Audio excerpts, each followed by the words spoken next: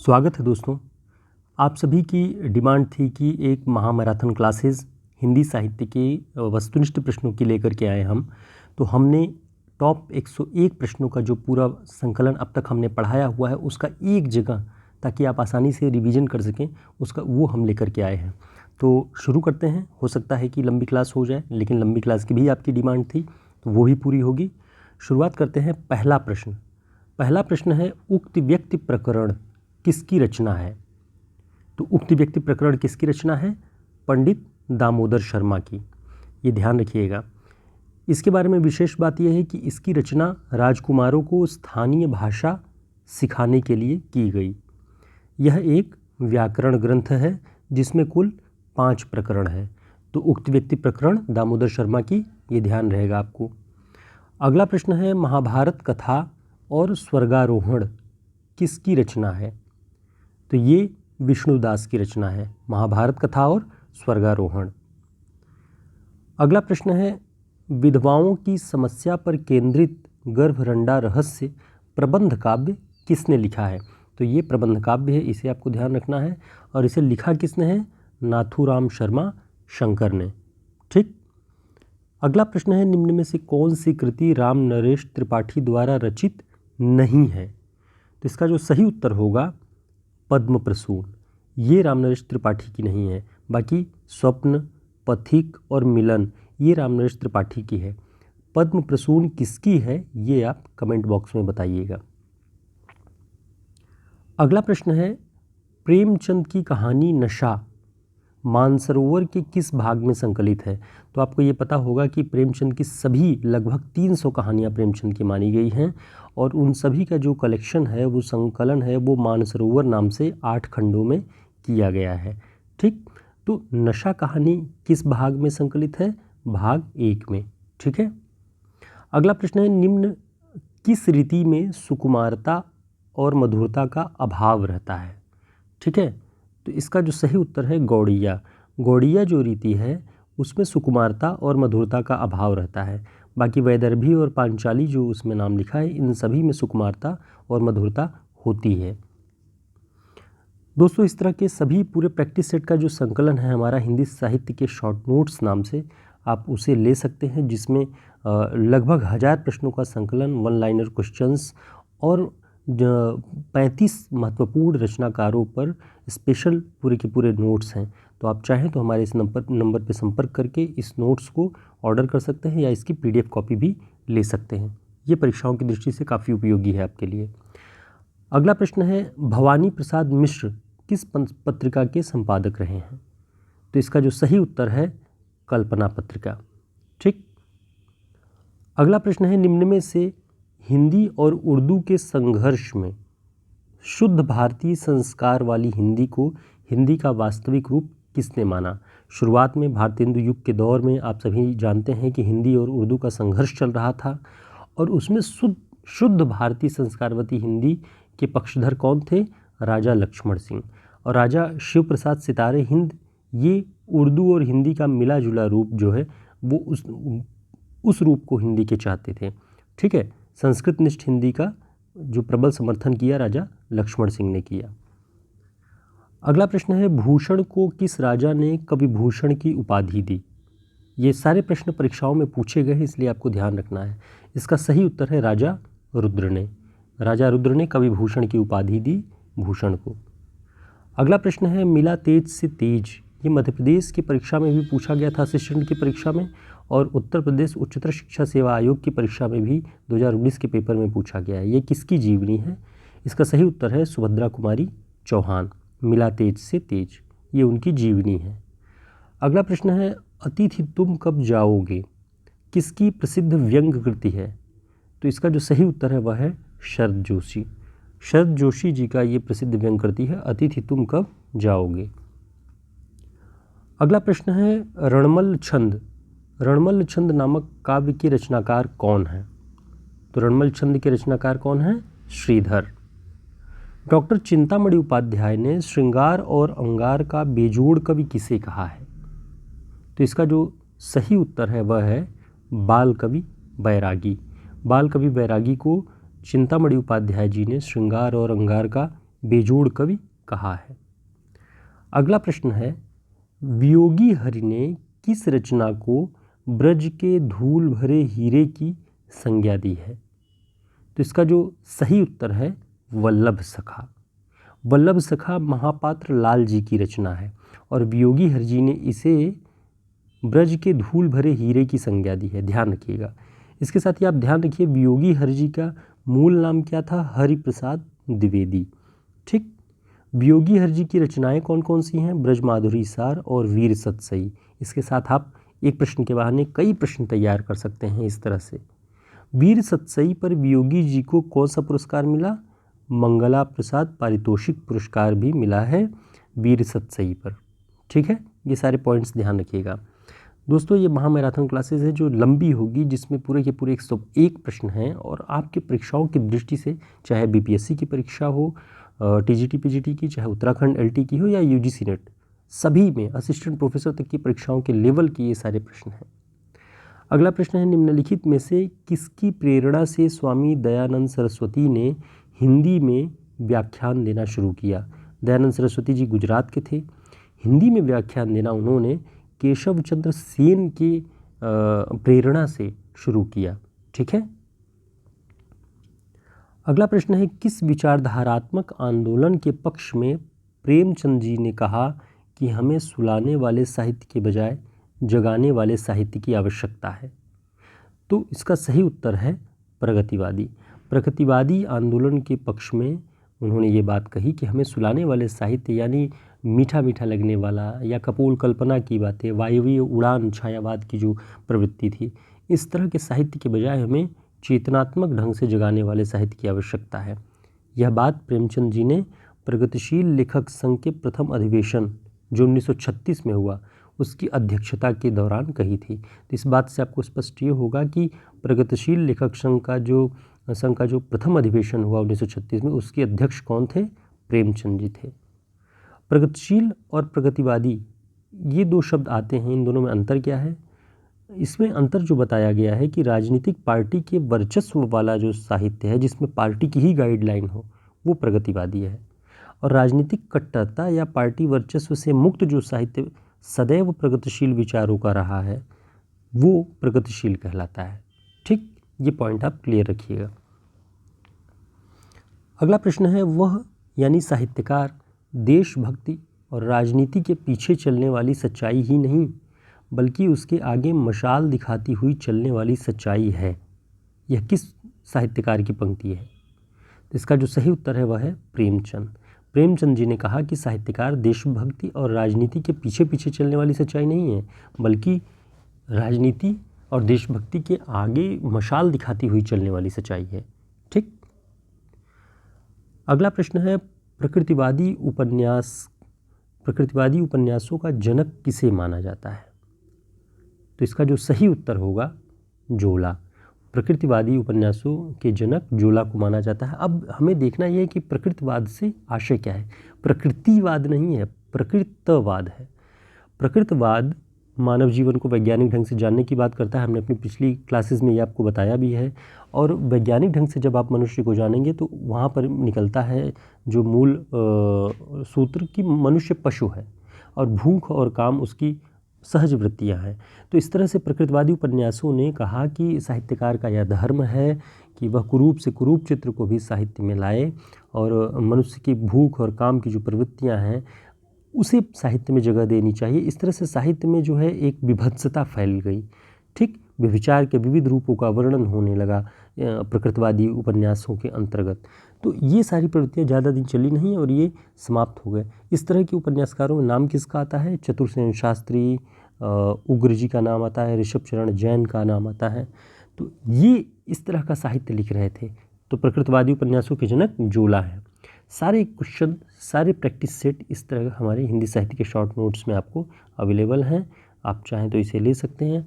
आसान होगा आपके लिए परीक्षाओं के दौरान रिवाइज करना। अगला प्रश्न है, जयशंकर प्रसाद का कौन सा उपन्यास हिंदू साम्राज्य की कथा पर आधारित है? तो फटाफट अब हम देखेंगे। इसका सही उत्तर है इरावती। इरावती प्रसाद जी का अपूर्ण उपन्यास है, आपको देखना है। इस उपन्यास में हिंदू साम्राज्य के शुंग काल का चित्रण है। जिसमें पुष्यमित्र अग्निमित्र का समय चित्रित है। ठीक। अगला प्रश्न है, प्रगतिशील लेखक संघ के विरोध में इलाहाबाद में कौन सी संस्था उभरी? अब देखिए, प्रगतिशील लेखक संघ बहुत बड़ा एक लेखकों की कम्युनिटी थी। इसके विरोध में इलाहाबाद में कौन सी संस्था उभरी? परिमल नाम से। परिमल साहित्यिक संस्था की स्थापना धर्मवीर भारती और उनके सहयोगियों द्वारा इलाहाबाद में किया गया। प्रश्न बन सकता है कि परिमल नामक साहित्यिक संस्था की स्थापना किस स्थान पर हुई? तो इलाहाबाद में। ठीक है। और इसकी उत्पत्ति ही प्रगतिशील लेखक संघ के विचारों के विरोध में हुई है। अगला प्रश्न है, नई कहानियाँ पत्रिका के संपादक कौन थे? तो इसका सही उत्तर है भैरव प्रसाद गुप्त। तो एक पत्रिका निकाली गई नई कहानियाँ नाम से, भैरव प्रसाद गुप्त जी इसके संपादक थे। मुक्तिबोध को केंद्र में रख कर लिखी गई नामवर सिंह की किताब कौन सी थी? तो इसका जो सही उत्तर है कविता के नए प्रतिमान। कविता के नए प्रतिमान में मुक्तिबोध को केंद्र में रख करके नई कविता का मूल्यांकन नामवर जी ने किया हुआ है। अगला प्रश्न है, हिंदी गद्य के प्रसार में ईसाइयों का बहुत कुछ योग रहा है। शिक्षा संबंधिनी पुस्तकें पहले पहल उन्होंने ही तैयार की। इन बातों के लिए हिंदी प्रेमी उनके सदा कृतज्ञ रहेंगे। किसके? ईसाइयों के। ये कौन कहता है? ये आचार्य रामचंद्र शुक्ल जी कहते हैं। ठीक। अगला प्रश्न है, सतपुड़ा के जंगल कविता में किस वाद्य यंत्र का उल्लेख हुआ है? तो सबसे पहले ध्यान रखिए, सतपुड़ा के जंगल कविता किसकी है? भवानी प्रसाद मिश्र की, और इसमें ढोल नामक वाद्य यंत्र का उल्लेख हुआ है। कविता है कि जबकि होली पास आती सरसराती घास गाती और महुए से लपकती मत करती बास आती, गूंज उठते ढोल इनके गीत इनके बोल इनके। ये सतपुड़ा के जंगल कविता में है। ठीक। आचार्य रामचंद्र शुक्ल द्वारा लिखित और संपादित रचनाओं को प्रथम प्रकाशन के अनुसार पहले और बाद के क्रम में लगाना है। ठीक है। तो इसमें पुस्तक का नाम दिया है रसमीमांसा, गोस्वामी तुलसीदास, जयसी ग्रंथावली, भ्रमर गीत सार, हिंदी साहित्य का इतिहास। अब इन्हें क्रम में लगाना है तो हम देखेंगे कि गोस्वामी तुलसीदास नाम की पुस्तक जो आचार्य रामचंद्र शुक्ल की थी वो 1923 में, जयसी ग्रंथावली 1924 में, भ्रमर गीत सार 1925 में, हिंदी साहित्य का इतिहास 1929 में। सब याद रखिएगा, बहुत इंपॉर्टेंट है। और रसमीमांसा जो शुक्ल जी की पुस्तक है वो 1949 ईस्वी में। इस तरह ये ऑप्शन जो उसमें सही होगा, प्रश्न में आप देख लेंगे प्रश्न तो आपको समझ में आ जाएगा, और इन सभी को ध्यान में रखिएगा, नोट कर लीजिए। अगला प्रश्न है, अकाल और उसके बाद कविता में जीवों और वस्तुओं की कविता में आने का क्रम लगाइए। कुतिया, चक्की, कौवे, छिपकली, चूहा। तो बड़े दिनों तक चूल्हा रोया, चक्की रही उदास, पहले चक्की आ जाएगा, है ना। बड़े दिनों तक चूल्हा रोया, चक्की रही उदास, बड़े दिनों तक कानी कुतिया सोई उसके पास। ठीक। DAEC इस तरह से इसका क्रम होगा, आप ध्यान रखिएगा। कविता आप अगर पढ़ेंगे तो आपको समझ में आ जाएगा। अगला प्रश्न है, अपनपो आप ही बिसर्यो, जैसे सुनहा कांच मंदिर में भरमत भूं की मर्यो। ये प्रश्न उत्तर प्रदेश हायर की परीक्षा में भी आया है और मध्य प्रदेश असिस्टेंट प्रोफेसर की परीक्षा में भी पूछा गया है कि जैसे सुनहा कांच मंदिर में आपन भूं की मरो। कबीर की उपर्युक्त पंक्तियों में सुनहा शब्द का क्या अर्थ है? इसका जो सही उत्तर होगा कुत्ता। जैसे कांच के घर में, कांच की दीवारों वाले घर में कुत्ते को छोड़ दीजिए तो वो भ्रम से भौंक के मर जाएगा या तड़प उठेगा। उसी तरीके से कबीर ने इसको लिया हुआ है, सुनहा का अर्थ है यहाँ पे कुत्ता। ठीक।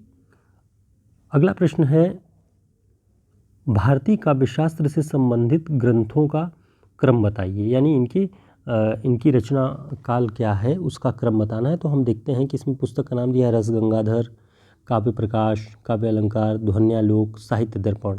अब हम देखेंगे कि भामह का है काव्य अलंकार, ये 6वीं सदी का है। आनंदवर्धन का है ध्वन्यालोक लोचन, 9वीं सदी का। काव्य प्रकाश मम्मट का है 11वीं सदी। साहित्य दर्पण विश्वनाथ जी का है, आचार्य विश्वनाथ का 14वीं सदी। आचार्य जगन्नाथ का रस गंगाधर 17वीं सदी। ठीक। तो इस तरह से ये ऑप्शन सही हो रहा है यहाँ पर। अमृतसर में अनजान लड़की से तेरी कुड़माई हो गई, पूछने वाले लहना सिंह की आयु कितने वर्ष थी? तो इस कहानी में आप जब उसने कहा था कहानी चंद्रधर शर्मा गुलेरी की पढ़ेंगे तो ये उसी से पूछा गया प्रश्न है कि जब उसमें लहना सिंह पूछता है कि क्या तेरी कुड़माई हो गई है, उस समय उसकी उम्र 12 वर्ष रहती है। ठीक है, इस तरह के प्रश्न भी रचनाओं से पूछ लिए जाते हैं। आप अगर निबंधों को या कहानियों को या उपन्यास को पढ़े होते हैं तो इस तरह के प्रश्न बनते हैं, इसलिए ध्यान रखना चाहिए। ज़्यादा लंबी क्लास होने पे ऊब हो जाती है, स्वाभाविक है, हम जानते हैं। इसलिए हमारा प्रयास रहता है कि हम छोटी क्लासेस जो हैं उन्हीं को आपके समक्ष लेके आएंगे, जो 10 मिनट मैक्सिमम 10 मिनट की होती हैं। उसमें आप कंसंट्रेशन के साथ, एकाग्रता के साथ पढ़ पाते हैं। बहुत लंबी क्लास होने पे सुविधा तो है कि लंबे प्रश्न, ज़्यादा से ज़्यादा प्रश्न आपको मिल जाएंगे, लेकिन कंसंट्रेशन थोड़ा सा भंग होता है। तो अपनी एकाग्रता फिर से बनाइए और देखते हैं निम्नलिखित में से किन आलोचना पुस्तकों के लेखक मुक्तिबोध हैं। तो मुक्तिबोध की पुस्तक कौन कौन सी है? नई कविता का आत्मसंघर्ष, नए साहित्य का सौंदर्य शास्त्र और कामायनी एक पुनर्विचार, यानी ADE। लघु मानव के बहाने कविता पर विमर्श, ये विजय देव नारायण शाही का है। इतिहास और परंपरा संभवतः ये नामवर जी का है, आप इसे कंफर्म करके बताइएगा। ठीक है, बाकी जो 3 हैं वो मुक्तिबोध की पुस्तक हैं। निम्न में से कौन 13वीं सदी के प्रमुख काव्य शास्त्री रहे हैं? तो 13वीं सदी के जयदेव जी हैं, ये प्रमुख काव्य शास्त्री रहे हैं। ठीक है, हरिऔध जी का प्रिय प्रवास, हरिऔध जी प्रिय प्रवास का नाम क्या रखना चाहते थे? प्रिय प्रवास न रखकर वो कुछ और नाम देना चाहते थे, जिन्हीं कारणों से उन्होंने बदल दिया, और वो जो नाम देना चाहते थे ब्रजांगना विलाप। ठीक, प्रिय प्रवास की भूमिका में हरिऔध जी ने लिखा हुआ है कि मैं इसे ब्रजांगना विलाप कहना चाहता था, किंतु किन्हीं कारणवश मैंने इसका नाम प्रिय प्रवास रख दिया। ठीक है, अगला प्रश्न है अंधा युग के अंकों को क्रम से लगाइए। ठीक है, तो ये सारे उसके अंकों के नाम दिया है, इसे क्रम से हमने नीचे लगाया हुआ है, आप इसे देख लीजिएगा। कौरव नगरी पहला, ठीक है, कौरव नगरी और पशु का उदय, अश्वत्थामा का अर्धसत्य, पंख पहिए और पट्टियाँ, गांधारी का श्राप, विजय एक क्रमिक आत्महत्या। कुल मिला के अंधा युग में 5 अंक हैं और समापन जो उसका हुआ है प्रभु की मृत्यु नाम से। तो अगर कभी प्रश्न पूछे कि अंधा युग का जो अंतिम समापन बेला है उसका क्या नाम दिया गया है, तो प्रभु की मृत्यु नाम दिया गया है। इस सारे के सारे कलेक्शन हमने अपनी इस नोट्स में किए हुए हैं, जिन्होंने लिया होगा उन्हें पता है कि ये सारी चीज़ें उपलब्ध हैं इसमें। अगला प्रश्न है सिद्धों और नाथों के विषय में कौन सा कथन असत्य है? इनमें अधिकांश शूद्र या नीची समझे जाने वाली जाति के लोग थे, सही है। ये अशिक्षित थे, सद्गुरुओं का महात्म्य इन्हें मिलता है, सही है। इनका शास्त्र ज्ञान उच्च कोटि का था, ये गलत है, यानी यही आपका सही उत्तर होगा कि सिद्धों और नाथों को शास्त्र का उच्च ज्ञान, उच्च कोटि का ज्ञान नहीं था। संत ज्ञानदेव किस शासक के समकालीन थे? तो हमने आपको बताया था ज्ञानदेव जी अलाउद्दीन के समकालीन थे। ठीक, और संवत 1301 में संत नामदेव जी को आचार्य रामचंद्र शुक्ल जी ने वर्तमान बताया था। गोरखनाथ के गुरु कौन थे? गोरखनाथ के गुरु मत्स्येंद्रनाथ थे। और नाथ परंपरा में मत्स्येंद्रनाथ के गुरु कौन थे? जलंधरनाथ थे। ठीक है, इसे ध्यान रखिएगा। जलंधरनाथ को आदिनाथ भी कहा गया है, बालनाथ भी कहा गया है, और नमक के पहाड़ों के बीच बालनाथ का टीला बहुत दिनों तक प्रसिद्ध रहा है, जो जलंधरनाथ जी से संबंधित है। सिद्धों की संख्या कितनी प्रसिद्ध है? तो आप सभी जानते हैं, हमने बताया भी है, सिद्धों की जो संख्या है वो 84 प्रसिद्ध है। अलवारों की संख्या 12 है। ठीक, नाथों की संख्या 9 है। ये इस तरह से भी बहुत सारी चीज़ें हैं जो कंफ्यूज करती हैं, जो आंकड़ों वाली होती हैं, वो भी आपको ध्यान रखना है। नाथ संप्रदाय के लोगों ने भारत के किस हिस्से में अपना विस्तार किया? तो हमने बताया था आपको कि नाथ संप्रदाय के लोगों ने पश्चिमी भाग, भारत के पश्चिमी हिस्से को, राजपुताने को, पंजाब को अपना क्षेत्र बनाया, और सिद्ध संप्रदाय के लोगों ने कहाँ बनाया? पूर्वी भाग को, भारत के, बंगाल, असम, उड़ीसा। तो सिद्ध पूरब में थे, नाथ पश्चिम में थे, इसे आपको ध्यान रखना है। अगला प्रश्न है निम्न में से गोरखनाथ का ग्रंथ कौन सा है? तो इसका सही उत्तर है सिद्ध सिद्धांत पद्धति। ये गोरखनाथ जी का ग्रंथ है। पुरुष परीक्षा विद्यापति का है। उक्त व्यक्ति प्रकरण दामोदर शर्मा का है, और भाषा योग वाशिष्ठ रामप्रसाद निरंजनी का है। इसके अलावा गोरखनाथ जी की अन्य रचनाएं भी आप ध्यान रखिए। शक्ति संगम तंत्र, निरंजन पुराण, विराट पुराण या वैराट पुराण, नरवई बोध, गोरखसार, ये भी गोरखनाथ जी की रचनाएं हैं, आपको ध्यान होना चाहिए इसका। अगला प्रश्न है, रामचंद्र शुक्ल के अनुसार सिद्धों की भाषा क्या थी? तो सिद्धों की भाषा देश भाषा मिश्रित अपभ्रंश है। ओके। शारंगधर पद्धति किसकी रचना है? तो शारंगधर पद्धति शारंगधर जी की रचना है, ये ध्यान रखना है। इस ग्रंथ में बहुत से शाबर मंत्र और चित्र भाषा काव्य हैं। ठीक। और शारंगधर जी की एक और प्रसिद्ध पुस्तक है हम्मीर रासो, ये भी आप ध्यान रखिएगा। हम्मीर रासो किसकी है? शारंगधर की। कीर्तिलता की प्रति की नकल नेपाल से लेकर कौन सा विद्वान आया? तो वो विद्वान थे महामहोपाध्याय हरप्रसाद शास्त्री जी। और कीर्तिलता विद्यापति जी की पुस्तक है। इस पुस्तक में राजा कीर्ति सिंह की वीरता, उदारता और गुणग्राहकता आदि का वर्णन हुआ है। ठीक है। अपभ्रंश भाषा को देश भाषा नाम देने वाले कौन थे? तो अपभ्रंश भाषा को लोक भाषा न कह करके देश भाषा कहा भरत मुनि ने। आदिकाल के अंतर्गत गाहा या गाथा से किस भाषा का बोध होता है? इसका सही उत्तर है प्राकृत भाषा। और दोहा या दोहा कहने से क्या होता है? अपभ्रंश भाषा का बोध होता है। ठीक। प्राकृत प्रकाश किसका ग्रंथ है? तो प्राकृत प्रकाश वररुचि का ग्रंथ है, ध्यान रखिएगा। आचार्य शुक्ल के अनुसार अपभ्रंश भाषा का प्रयोग पहले पहल किस राजा के शिलालेख में मिलता है? तो शुक्ल जी ने कहा कि अपभ्रंश भाषा या अपभ्रंश नाम का पहला प्रयोग जो है वल्लभी के राजा धारसेन द्वितीय के शिलालेख में मिलता है, ध्यान रखिएगा। ये आदिकाल से संबंधित सारे प्रश्न हैं। जैन कवि देवसेन की रचना श्रावकाचार किस छंद में लिखा गया है? तो सबसे पहले आपको ध्यान रखना है कि देवसेन जैन आचार्य थे, इनकी रचना का नाम श्रावकाचार था और ये किस छंद में लिखा गया? दोहा। आचार्य शुक्ल ने इनका समय 933 ईस्वी बताया है देवसेन जी का। देवसेन जी की एक अन्य पुस्तक का नाम है द्रव्य स्वभाव प्रयास यानी द्रव्य स्वभाव प्रकाश। यह रचना भी दोहों में लिखी गई है। इस रचना को प्राकृत भाषा में रूपांतरित किया माल्य धवल ने। ठीक है। अगला प्रश्न है, आदिकालीन रचना आदि पुराण और उत्तर पुराण किसकी रचना है? तो इसका जो सही उत्तर है पुष्पदंत। ठीक है, पुष्यदंत की रचना है आदि पुराण और उत्तर पुराण। चरित्र प्रधान काव्य के लिए चौपाई दोहे की पद्धति यहीं से शुरू हुई। चरित्र प्रधान माने किसी एक नायक के चरित्र को केंद्र में रख करके जो भी प्रबंध काव्य लिखा जा रहा था उसमें चौपाई दोहे की पद्धति लिखा गया। और यही चौपाई दोहे की पद्धति जो आदि पुराण और उत्तर पुराण से शुरू हुई, ये आगे चलकर सूफियों की प्रेम कथाओं में, तुलसी जी के रामचरितमानस में, छत्रप्रकाश में, ब्रजविलास, सबल सिंह चौहान के महाभारत आदि आख्यानों में दिखाई पड़ता है। तो आदि पुराण और उत्तर पुराण से ही चौपाई दोहे की ये पद्धति विकसित होती है। अगला प्रश्न है, बौद्धों की वज्रयान शाखा के किस भाग में विस्तार, बौद्धों की जो वज्रयान शाखा थी भारत के किस भाग में विस्तार कर रही थी? तो वज्रयान शाखा जो सिद्धों की थी, बौद्धों की ही वज्रयान शाखा जो सिद्धों के रूप में विकास कर रही थी वो पूर्वी भागों में, देश के पूर्वी हिस्से में फैले बौद्ध तांत्रिकों को सिद्ध कहा गया।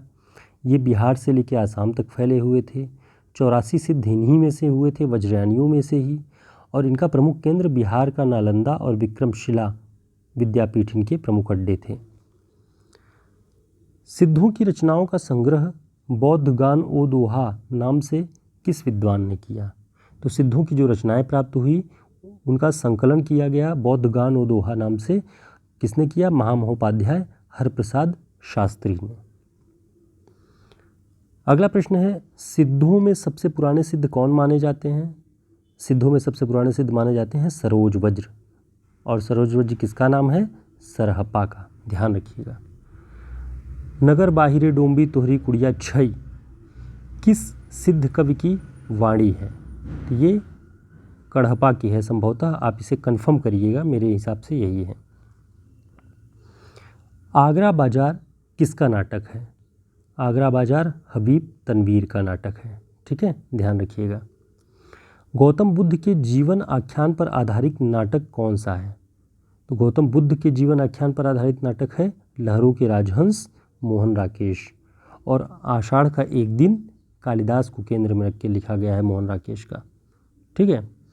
अगला प्रश्न है, चरणदास चोर किसकी नाट्यकृति है? तो इसका सही उत्तर है हबीब तनवीर। हबीब तनवीर की ही नाट्यकृति है चरणदास चोर। मादा कैक्टस किसका नाटक है? तो मादा कैक्टस लक्ष्मी नारायण लाल का नाटक है। अब हमें इसमें मिलान करना है कि कोणार्क, ज्योत्सना, बकरी और अनग ये सारे नाटक हैं, इनके नाटककारों से हमें मिलान करना है। तो कोणार्क किसका है? जगदीश चंद्र माथुर का। ठीक। ज्योत्सना किसका है? सुमित्रानंदन पंत का। बकरी किसका है? सर्वेश्वर दयाल सक्सेना का। और अनग नाटक मैथिली शरण गुप्त का। तो इस तरह से इसे भी ध्यान रखिएगा। अंधा युग नाटक में कुल कितने अंक हैं? अभी हमने ऊपर वाले प्रश्न में बताया था कि और उसके पांचों कुल मिला के इसमें 5 अंक हैं इस नाटक में, और 5 अंकों के नाम भी हमने आपको बताया हुआ था। और ध्यान रखिएगा सन इसका 1955 में अंधा युग धर्मवीर भारती जी का प्रकाशित हुआ। इस तरह के सारे प्रश्न आप हमारे इस शॉर्ट नोट्स में पा जाएंगे और आसानी से रिवाइज़ कर लेंगे परीक्षाओं के टाइम पे। आप हमारे इस नंबर पे संपर्क करके इसे प्राप्त कर सकते हैं। अगला प्रश्न है, तांबे के कीड़े और कारवां एकांकी के लेखक कौन है? सबसे पहले तो आपको ये पता चल गया कि तांबे के कीड़े और कारवां एकांकी है विधा के तौर पे, और ये इसके लेखक थे भुवनेश्वर। ठीक है। हिंदी में यथार्थवादी एकांकी के जनक कौन है? हिंदी में यथार्थवादी एकांकी के जनक राम कुमार वर्मा है, और हिंदी में एकांकी विधा के जनक भी राम कुमार वर्मा है। ठीक। इनकी पहली जो एकांकी थी उसका नाम था बादल की मृत्यु 1930 में। इनमें से कौन सा नाटक भारतेंदु का नहीं है? तो भारत दुर्दशा है, नील देवी है, प्रेम जोगिनी है, रणधीर प्रेम मोहिनी इनका नहीं है। ठीक। अगला प्रश्न है, कोर्ट मार्शल नाटक के लेखक कौन है? कोर्ट मार्शल नाटक के लेखक हैं स्वदेश दीपक। स्वदेश दीपक ने लिखा है कोर्ट मार्शल। अब इस प्रश्न में आपको आचार्य रामचंद्र शुक्ल जी की रचनाओं का सही क्रम लगाना है, और हमने इसके पहले भी इस तरह के प्रश्न का शुक्ल जी की रचनाओं का क्रम देखने के लिए एक प्रश्न बनाया हुआ था, जिसमें गोस्वामी तुलसीदास, जैसी ग्रंथावली, भ्रमर गीत सार, हिंदी साहित्य का इतिहास, इस तरह से वो सारी चीज़ें इसमें लिखी गई हैं। तो जैसी ग्रंथावली 1925 में है, भ्रमर गीत सार 1926 में है, हिंदी साहित्य का इतिहास 1929 में है। गोस्वामी तुलसीदास के बारे में हमने बताया था कि तुलसी ग्रंथावली नाम से 1923 में लिखा शुक्ल जी ने, और उसकी जो भूमिका थी उसी को उन्होंने जब मॉडिफाई कर दिया तो 1933 में गोस्वामी तुलसीदास के नाम से प्रकाशित हो गई थी। ठीक है। हमने इसका डिटेल भी आपको अलग से लिख के दे दिया है, इसे ध्यान रखिएगा। बिहारी की वाग विभूति 1936 में पुस्तक आई, इसके लेखक कौन थे? तो इसके लेखक विश्वनाथ प्रसाद मिश्र जी थे, बिहारी की वाग विभूति। ठीक। विश्वनाथ प्रसाद मिश्र जी की एक और पुस्तक है हिंदी नाट्य साहित्य का विकास 1930, और जब हिंदी नाट्य साहित्य के विकास की बात आई है तो एक हिंदी नाटक की पुस्तक है हिंदी नाटक उद्भव और विकास। ये भी ध्यान रखिएगा, ये दशरथ ओझा का है, बहुत प्रसिद्ध पुस्तक है। ये मास्टर्स में हम लोगों ने पढ़ा हुआ था, ये संदर्भित पुस्तकों में ये लगाई गई थी, हिंदी नाटक उद्भव और विकास। अगला प्रश्न है, हमारे साहित्य निर्माता 1932 के रचनाकार कौन है? तो हमारे साहित्य निर्माता संभवतः मुझे लगता है शांति प्रिय द्विवेदी जी हैं। इसे कंफर्म करके कमेंट बॉक्स में आप बताइएगा क्या ये उत्तर सही है अथवा नहीं। तो दोस्तों, इसके अलावा जो 40 प्रश्न बचे हुए हैं, हम 62वें प्रश्न पे हैं, 38 प्रश्न बचे हैं, वो नेक्स्ट वीडियो में आज शाम को ही आपको मिल जाएंगे। कंटिन्यू रहिए, फिर इसी का अगला हिस्सा वीडियो हम ले करके महामैराथन क्लास की आएंगे, जिसमें आपको 38 प्रश्न मिलेंगे, पूरे के पूरे कलेक्शन। और आप चाहें तो हमारे बुक को ऑर्डर कर सकते हैं हमारे इस नंबर पे संपर्क करके, PDF या प्रिंट बुक किसी में भी। तब तक के लिए नमस्कार, फिर मिलेंगे।